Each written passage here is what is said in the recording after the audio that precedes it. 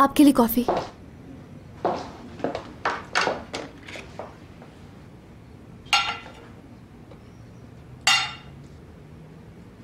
कुछ और चाहिए आपको? नहीं, तुम यहाँ बैठ जाओ।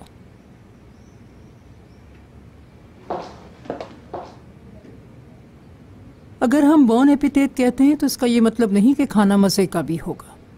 देखो, मैं तुमसे घुमा फिरा के बात नहीं करूँगी। मेरा मसला यह है कि मेरा मुराद कैसा है। तुम उसके करीब भी हो और तुम उसे बहुत अच्छी तरह जानती हो। मुराद कैसा है? क्या वो ठीक है? आप असिस्टेंट होने के नाते मुझसे पूछ रही हैं? नहीं मेरी बच्ची, इसलिए पूछ रही हूँ कि तुम उन लोगों में से हो जो मुराद को बहुत अच्छी तरह जानते हैं। मैं उसकी दादी की हैसियत से तुमसे पूछ रही हूँ। मुराद सर खुश नहीं है। एटलीस्ट मुझे तो ऐसा ही लगता है। हाँ बेटी, जब दिल किसी और को चाहता हो और शादी किसी और से कर रहा हो, बहुत मुश्किल काम है ये। मुराद भी ऐसा ही कर रहा है। अगर जो किस्मत में लिखा है वो तो होकर रहेगा।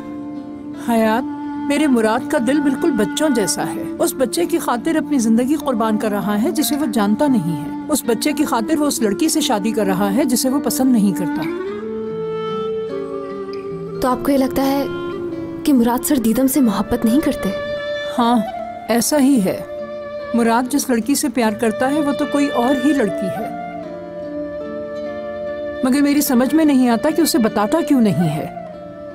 मैंने तुम्हें बताया तो है कि मुराद सिर्फ उस बच्चे की खातिर दीदम से शादी कर रहा है। जैसे ही वो बच्चा दुनिया में आएगा, मुराद दीदम से अलहदा हो जाएगा। अब देखो वो लड़की उसका कब तक इंतजार करती है। इंतजार तो करना ही है।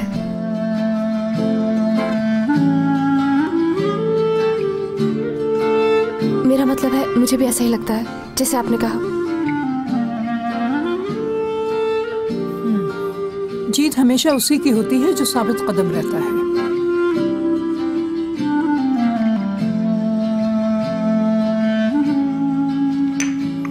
खुश रहो मेरी बच्ची।